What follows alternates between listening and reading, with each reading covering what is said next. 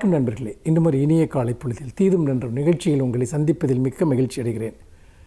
இன்றைக்கு ஜூலை 17 ஒரு முக்கியமான நாள், அதாவது சர்வதேச நீதி நாள். சர்வதேச நீதி நாள் என்றால் என்ன? World day for international justice. இந்த நாள் எதற்காக உருவாக்கப்பட்டது? இந்த நாளினுடைய பொருள் என்ன? நீங்கள் அடிக்கடி ஒரு இனப்படுகொலைகள் அல்லது மிகப்பெரிய குற்றங்கள், சர்வதேச அளவில் சில நாடுகளில் நடந்திருக்கக்கூடிய குற்றங்களை பற்றி நாம் பேசுகிற போது ஒரு குரல் உரத்து ஒலிப்பதை நீங்கள் பார்க்கலாம். அதாவது இவர்களை சர்வதேச நீதிமன்றத்தில் நிறுத்த வேண்டும் என்று பலரும் குரல் கொடுப்பதை பார்க்கலாம். இன்னும் சொல்லப்போனால் போர்க்குற்றங்கள், இனப்படுகொலைகள், இவை தொடர்பான அந்த செயல்களில் ஈடுபட்ட நாடுகள், அரசுகள், தலைவர்கள், அந்த குற்றங்களை முன்னின்று நடத்தியவர்கள், இவர்களெல்லாம் சர்வதேச நீதிமன்றத்தில் நிறுத்தப்பட வேண்டும் என்ற அந்த குரல் ஏன் ஒலிக்கிறது என்றால், அந்த நாள்தான், அந்த குரலுக்கான நாள்தான் இன்றைய இந்த ஜூலை 17. அதாவது ரோம் உடன்படிக்கை ஏற்பட்டதை ஒட்டி இந்த நாள் தொடர்ந்து ஜூலை 17 கொண்டாடப்படுகிறது. இதற்கு முன்னால் நாம் 1998 சர்வதேச நீதிமன்றம் உருவாக்கப்பட்டது. அதாவது 2ஆம் உலகப் போருக்கு பிறகு பல்வேறு நாடுகள் மனித உரிமை பிரகடனங்களை பின்பற்ற வேண்டும் என்கிற ஒரு அடிப்படையில் அந்த 1948 சர்வதேச மனித உரிமை பிரகடனம் வெளியிடப்பட்டது. அந்த பிரகடனத்திற்கு பிறகு பல நாடுகள், பல அரசுகளே முன்னின்று பல இனப்படுகொலைகளை, சொந்த நாட்டில் மிகப்பெரிய படுகொலைகளை நிகழ்த்திய வரலாறுகள் நமக்கு உண்டு. நாம் அதில் பல ஆப்பிரிக்க நாடுகளில் அதை பார்த்திருக்கிறோம், ஆசிய நாடுகளில் அதை பார்த்திருக்கிறோம். இன்றைக்கும் கூட மியான்மர் போன்ற நாடுகளில் சொந்த நாட்டினுடைய மக்கள் அங்கு ஒரு மிகப்பெரிய அளவிற்கு மியான்மரில் இருக்கக்கூடிய அந்த சிறுபான்மை இஸ்லாமியர்கள் படுகொலைக்கு ஆளாகி அவர்கள் தொடர்ந்து அங்கிருந்து வெளியேற்றப்படுகிற ஒரு நிலையை பார்க்கிறோம். சர்வதேச அளவில் அகதிகளினுடைய எண்ணிக்கை அதிகரித்து வருகிறது. இதெல்லாம் சொந்த நாட்டினுடைய எதேச்சாதிகார அரசுகள், இனவெறி அரசுகள் நடத்துகிற படுகொலைகள். நமக்கு மிக பக்கத்தில் இலங்கையில் நாம் அந்த கொடுமையை பார்த்தோம். மிகப்பெரிய இனப்படுகொலையை ஒரு இன்றைக்கு 2009 இலங்கை அரசு, இனவாத அரசு நடத்தியது. இன்றைக்கும் கூட ஐநா மன்றத்தில் இலங்கை சர்வதேச நீதிமன்றத்தில் நிறுத்தப்பட வேண்டும், போர்க்குற்றங்களுக்காக அது விசாரிக்கப்பட வேண்டும் என்கிற குரல் தொடர்ந்து எழுந்து கொண்டிருக்கிறது.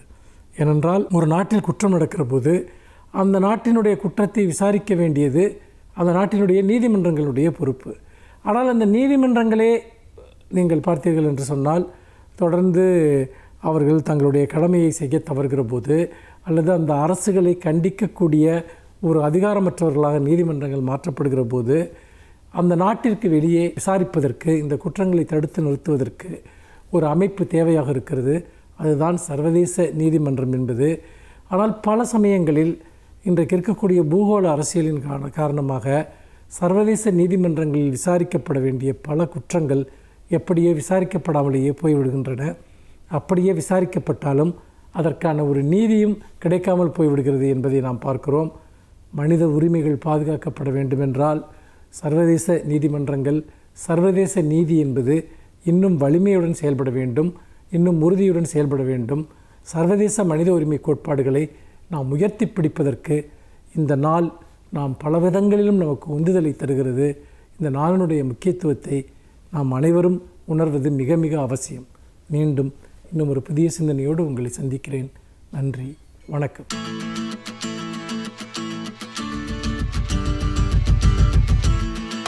அனைவருக்கும் என் அன்பு வணக்கம்.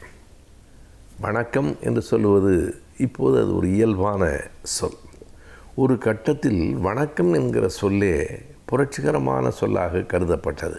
வணக்கம் என்கிற சொல்லில் என்ன புரட்சி இருக்கிறது என்று கருதலாம். அப்போதெல்லாம் நான் சொல்லுவது ஒரு 50-60 ஆண்டுகளுக்கு முன்னால் வணக்கம் என்று யாரும் சொல்வதில்லை, நமஸ்காரம் என்பதாகத்தான் அன்றைக்கு இயல்பான ஒரு மொழி இருந்தது. இதனை எழுத்தாளர் கானா சுப்பிரமணியம் தன் புத்தகம் ஒன்றிலே எழுதுகிறார். நான் ஒரு 10 ஆண்டுகள் தில்லியிலே வேலைக்காக போயிருந்தேன்.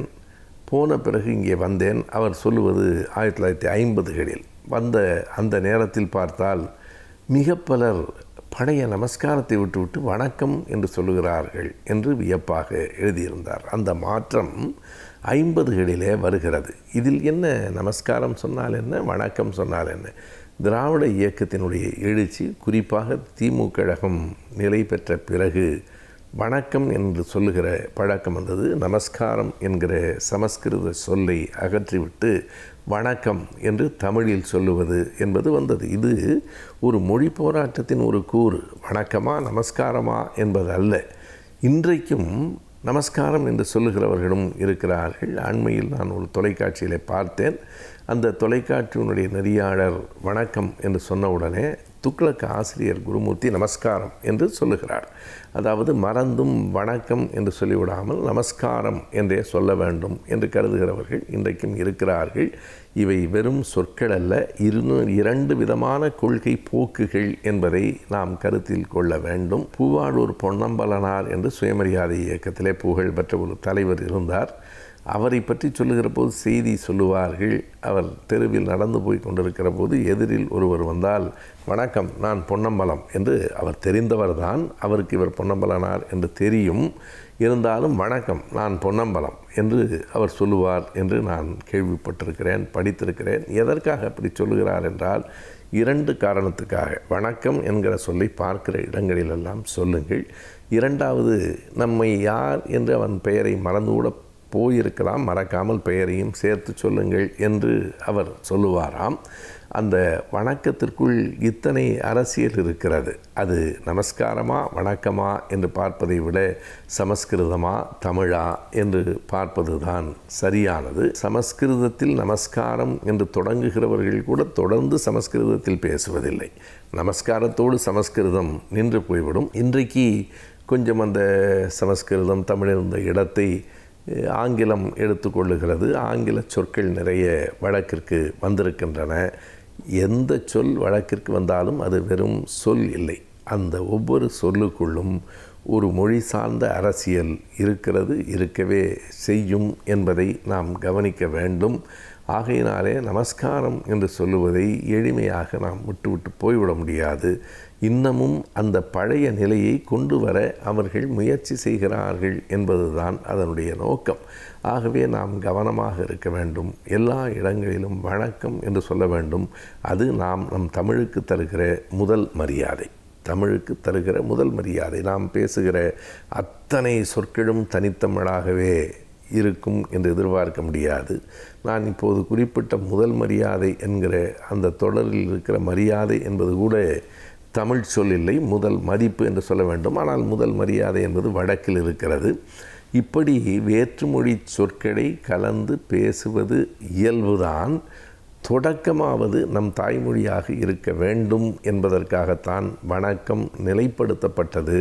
வணக்கம் சொல்லுவது ஒரு இயக்கமாகவே இருந்தது. இன்னும் சுருக்கமாய் நான் சொல்ல வேண்டும் என்றால், ஒரு 50 அல்லது 60 ஆண்டுகளுக்கு முன்னால் வணக்கம் என்று சொன்னால் நீங்கள் திமுககாரரா என்று கேட்கிற நிலைமை கூட அன்றைக்கு இருந்தது. நாம் மறுபடியும் உறுதியாய் அந்த சொல்லை பற்றி கொள்ளுவோம். வணக்கம்.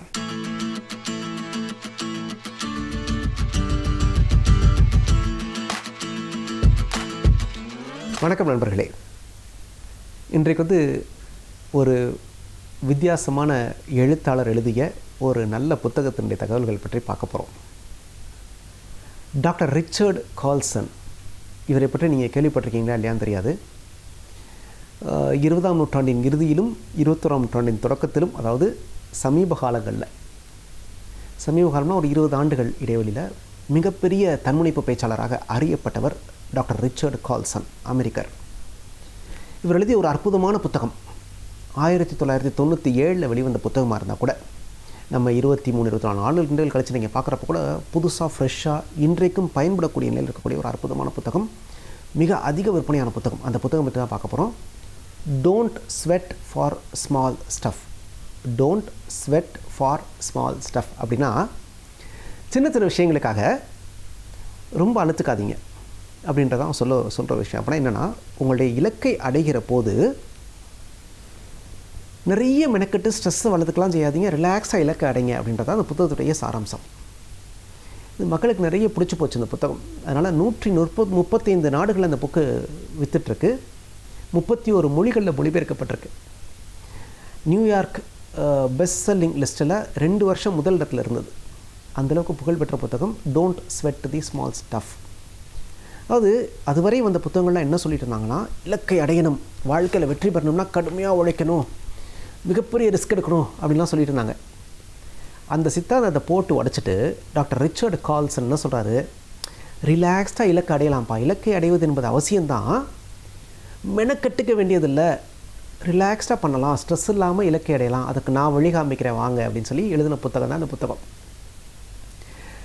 இந்த புத்தகம் வந்து ரொம்ப ஒரு எளிமையான நடையில் எழுதப்பட்டிருக்கக்கூடிய புத்தகம், ஒரு அருமையான புத்தகம், படிப்பவருக்கும் எளிய முறையில் நம்மளும் அடையலாமே நம்ம இலக்கை அப்படின்னு யோசிக்க வைக்கிற புத்தகம். இந்த புத்தகத்தில் என்ன சொல்கிறார் அப்படின்னா, ரொம்ப அடிப்படையில் சொல்லணுன்னா, நல்ல மனிதராக இருங்க, ரொம்ப ஸ்ட்ரெயின் எடுத்துக்காதீங்க, நீங்கள் இலக்கை அடைய வேண்டும் என்பது அவசியம்தான், அதுக்கு ரொம்ப கஷ்டப்படாதீங்க, ரிலாக்ஸ்டாக இலக்கை அடைங்க, அதே சமயம் மனிதாபிமானத்தோட வாழ்க்கையை வாழுங்க, உங்களுடைய வேலைகளில் நிறைய விஷயங்களை நீங்கள் குறைச்சிக்கோங்க, தேவையில்லாமல் நிறைய நீங்கள் எல்லாருக்கும் அது பண்ணுறேன் இது பண்ணுறேன் போய் ஒம்பளை மாட்டிக்காதீங்க, நேரத்தை இழந்துடாதீங்க, ஸ்ட்ரெஸ்ஸை இழுத்துக்காதீங்க, நீங்கள் உங்கள் செயல்களை திரும்ப திரும்ப திரும்ப அனாலிசிஸ் பண்ணி நீங்கள் செய்கிற கரெக்டாக யோசித்து பண்ணுகிற போது வாழ்க்கை இன்பமாக இருக்கும், எளிமையாக நீங்கள் இலக்கை அடைய முடியும் அப்படிங்கிறார். நிறைய உதாரணங்கள் சொல்கிறார். சொல்கிற சில முக்கியமான விஷயங்களை சொல்கிறேன். என்ன சொல்கிறாரு, நம்ம வந்து நம்முடைய லீடர்ஷிப் குவாலிட்டி காமிக்கிறக்காக நான் நிறைய பேருக்கு உதவ போகிறேன், நிறைய பிரச்சனைகளை தீர்க்க போகிறேன் அப்படிலாம் போய் நமக்கு சம்மந்தம் இல்லாத நிறைய விஷயங்களை தலையிடுறோம். நமக்கு சம்மந்தமே இல்லாத அரசியலை பற்றி நிறைய நேரம் பேசுகிறோம், திரைப்படங்களை பற்றி நிறைய நேரம் பேசிகிட்டு இருக்கோம், நிறைய கட்ட பஞ்சாயத்து பண்ணுறோம், நிறைய பேர் நான் உதவ போகிறேன் பேர் வழின்னு போய் அவங்க பிரச்சனையில் மூக்க நுழைக்கிறோம், அவங்க அனுமதி இல்லாமல் அவங்க பிரச்சனையை தீர்க்கிறேன்னு சொல்லி அவங்களை உதவ போகிறோம். இதெல்லாம் தேவையில்லாத பிரச்சனைகளை உங்களுக்கு இழுத்து போடும், உங்களுடைய வாழ்க்கை நிம்மதியை குறைத்து விடும். அதுக்காக பிறருக்கு உதவவே கூடாது, பிறருடைய பிரச்சனையை நீங்கள் தீர்க்கவே கூடாதுன்னு சொல்ல வரல. யாராவது உங்களை தேடி வந்தாங்கன்னா அவங்களுக்கு மட்டும் சின்ன சின்ன உதவிகளை பண்ணுங்கள். ஏன்னா அவங்களுக்கு உதவ வேண்டும் என்பது உங்களுடைய வாழ்க்கை நோக்கமாக இருக்க முடியாது. உங்கள் வாழ்க்கையில் ஒரு இலக்கு இருக்குன்னா அந்த இலக்கை அடையிறது தான் உங்கள் நோக்கமாக இருக்க முடியும். ஆக அந்த இலக்கு என்ன, அது சார்ந்து நீங்கள் பயணிக்கலாம். பயணிக்கிறப்ப ரொம்ப வேகம்லாம் தேவையில்லை, நிதானமாக ரிலாக்ஸ்டாக அந்த இலக்கை சென்றடைகிற பயணமும் இனிமையாக இருக்க வேண்டும். இலக்கை அடைஞ்ச பிறகு தான் சந்தோஷமாக இருப்பேன் நீங்கள் இருக்க வேண்டிய அவசியம் இல்லை. இலக்கை நோக்கி பயணிக்கிற பயணமும் மகிழ்ச்சியானதாக இருக்க வேண்டும், ரிலாக்ஸ்டாக பண்ணுங்கள் அப்படிங்கிறார். யாராவது வந்தாங்கன்னா சின்ன சின்ன உதவிகள் பண்ணுங்கள், அன்பாக காது கொடுத்து கேளுங்க, 4 பேர் பேசுனாங்கன்னா காது கொடுத்து கேளுங்க, அவங்களுக்கு முடிஞ்சால் சின்ன சின்ன உதவிகள் பண்ணுங்கள், அவங்க கேட்டாங்கன்னா பண்ணுங்கள், மனிதாபிமானத்தோடு இருங்க, ஒரு கைண்டாக இருங்க, அதாவது ரூல்ஸ் பேசாமல் ஒரு அன்போடு இருங்க, உங்களை சுற்றி இருக்க மனிதர்களை நேசிக்க கற்றுக்கொள்ளுங்கள். அதெல்லாம் வந்து உங்களுக்கு வந்து ஸ்ட்ரெஸ்ஸை குறைக்கும், ஒரு நல்ல மனிதராக இந்த உலகத்திற்கு உங்களை எடுத்துக்காட்டும். அதெல்லாம் உங்களை இலக்கு நோக்கி அழைத்து செல்வதற்கான நிறைய பலங்களை கொடுக்கும், பலன்களையும் பலத்தையும் கொடுக்கும்ன்றார். அந்தளவுக்கு ஒரு அற்புதமான விஷயமாக வாழ்க்கையை அனுபவித்து அந்தந்த நிமிஷங்களில் ரசித்து வாழுங்கள். அப்படி வாழ்ந்தீர்களே ஆனால் வாழ்க்கை இன்பமயமாக இருக்கும் அப்படின்றார். அவர் என்ன சொல்கிறாரு, காரில் போகிறது மாதிரி தான் வாழ்க்கை. இலக்கு வெளியில் இருக்குது, நீங்கள் காருக்குள்ளே இருக்கீங்க, காருக்கு உள்ளே இருந்துட்டு வெளி உலகத்தை பார்க்குறீங்க, வெளி உலகத்தில் இருக்கக்கூடிய விஷயத்தை அடையிறீங்க. அது மாதிரி தான் வாழ்க்கையே இருக்கணும். ஆனால் நம்ம என்ன பண்ணுறோம், தலைகீழாக பண்ணிகிட்ருக்கோன்றார். உதாரணத்துக்கு நம்ம படிக்கிறப்பயே நமக்கு என்ன தேவை, நமக்கு என்ன தெரியும், இல்லை நமக்கு என்ன பிடிக்கும் பார்த்து படிக்கிறது இல்லை.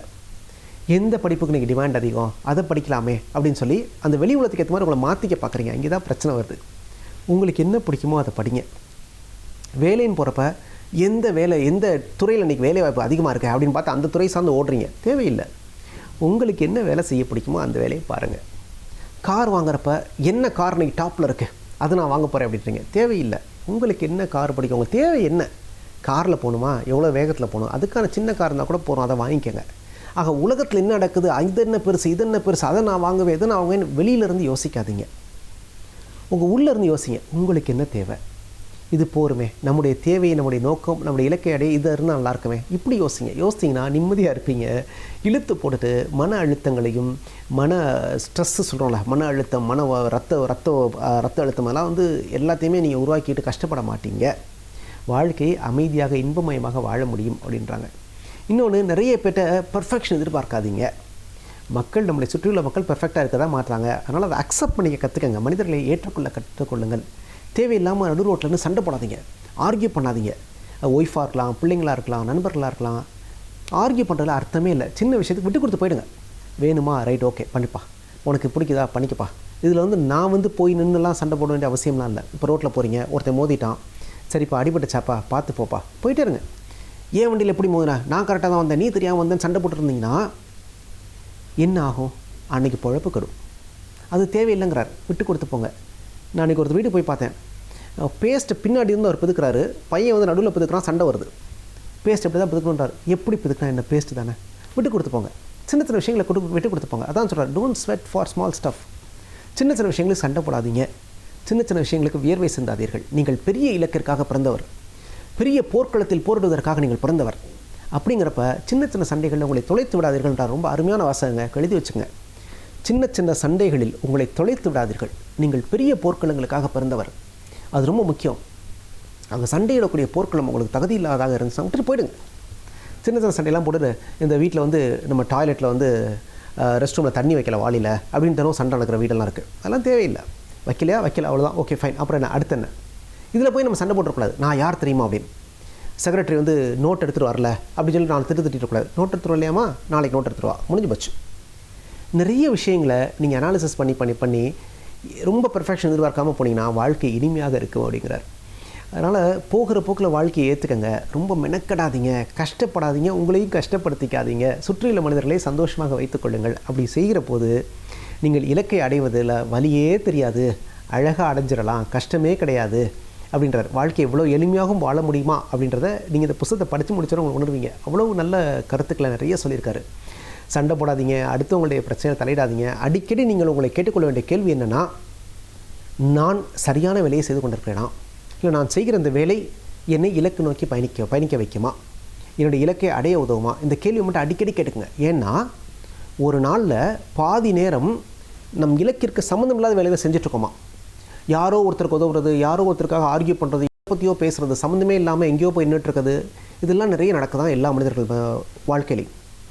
நம்ம திரும்ப கேட்டுக்கொள்ள வேண்டியது, நான் சரியான வேலை செய்துட்ருக்கேனா, என்னுடைய இலக்கை அடைவதற்கு இந்த வேலை உதவுமா, இந்த சின்ன சண்டையை நான் போட்டு தான் ஆகணுமா, இது எனக்கு தேவைதானா, இது அப்படி மாற்றி பண்ணால் எனக்கு பயனுள்ளதாக இருக்குமே. இந்த மாதிரி அடிக்கடி உங்களுக்குள்ளேயே யோசிங்க. எவ்வளோக்களோ உங்களுக்குள்ளேயே ட்ராவல் பண்ணுறீங்களோ, எவ்வளோக்களோ விட்டு கொடுத்து போகிறீங்களோ, எவ்வளோக்களோ அடுத்தவரை அனுசரித்து கொண்டு போகிறீர்களோ, அவ்வளோக்களவு வாழ்க்கை இனிமையாக இருக்கும், இலக்கையும் நீங்கள் அடைய முடியும். இதுதான் டாக்டர் ரிச்சர்ட் கால்சன் சொல்கிற விஷயம். இந்த ரொம்ப அருமையான புத்தகங்க. வாழ்க்கையில் முடிஞ்சவர்க்கா படித்து பாருங்கள். Don't sweat for small stuff. கீழே ஒரு லைன் போடுறார், at life is full of small stuff அப்படின்றார். வாழ்க்கை முழுவதும் மாதிரி சின்ன சின்ன விஷயங்கள் தான் இருக்க போகுது. ஆனால் நம்ம சின்ன விஷயங்களுக்காக வேர்வையை இழக்கக்கூடாது. நாம் பெரிய போர்க்களங்களுக்காக பிறந்தவர்கள்.